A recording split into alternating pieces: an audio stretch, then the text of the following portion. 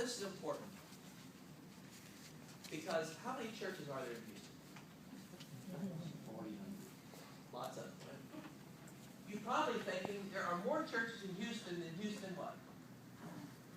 Needs. That is blatantly not true. If you took the population of Houston, what is it? 4 million. 2.5 million? No. Oh, 5+ million. And every one of those people were to come to church tomorrow, there would be not enough place, there would be no place for them. You need 4 to 5 times the churches that you have in Houston. 4 to 5 times the churches you have in Houston.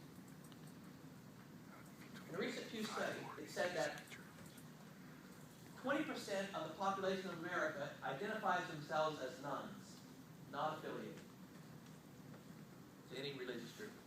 People under 30% of them are unaffiliated, and 88% of that 30% have absolutely no spiritual interest in any spiritual thing. That's the next generation. I don't care what kind of church you build today, there's not going to be anybody in it 50 years from now, if we keep doing what we're doing. And one of the things is this. We've got to stop thinking about building our own church and start thinking how to cooperate with the church about how we can work together to impact Houston. You might say, well, those people believe strange things.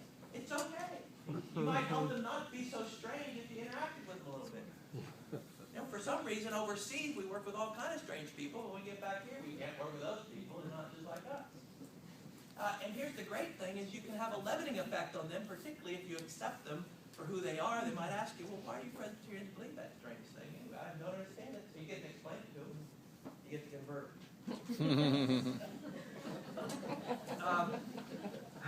So these are the ways we have to change.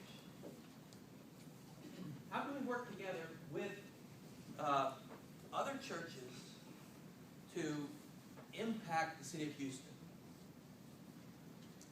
Here's the problem.